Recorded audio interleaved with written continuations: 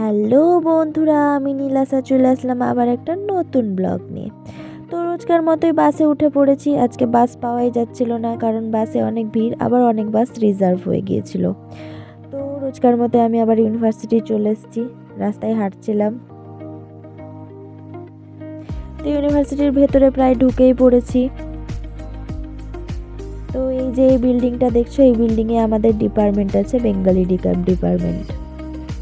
তো প্রথমে দেখিয়েছিলাম তোমাদের, এখানে ঢুকতেই আমাদের রবীন্দ্রনাথ ঠাকুরের একটা মূর্তি আছে। তো সেমিনার রুমে ঢুকে পড়েছি, প্রায় সবাই চলে এসেছিল। আজকে ঋত্বিক ঘটকের শতবর্ষ উপলক্ষের দ্বিতীয় দিন। তো আজকেও তিনি আমাদের অনেক বক্তৃতা দিবেন। দেবাশিস সেন শর্মা এসেছিলেন আমাদের, তার সিনেমা সম্পর্কে কিছু বলতে।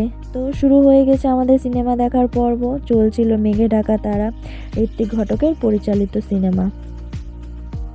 তো আমরা সবাই মিলে মন দিয়ে সিনেমাটাই দেখছিলাম। সিনেমাটা জাস্ট অসাধারণ ছিল। তারপর আমাদের মাঝে একটু ব্রেক দেওয়া হয়েছিল টিফিন খাওয়ার জন্য।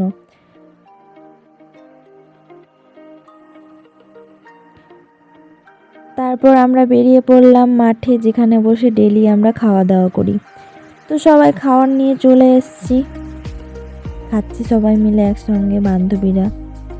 তো খাওয়া দাওয়া কমপ্লিট, চলে এসেছি আবার সেমিনার রুমে। তো ম্যাম আবার নাম প্রেজেন্ট করে নিচ্ছিলেন।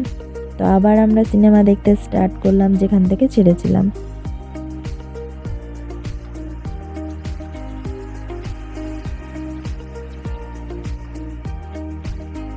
সিনেমা দেখা শেষ, এবার যাচ্ছি আমরা সবাই মিলে বাড়ি। তো আজকের ব্লগটা কেমন লাগলো তোমরা নিশ্চয়ই কমেন্ট করে জানাবে। তো ভালো লাগলে লাইক, কমেন্ট এবং শেয়ার করে দিও।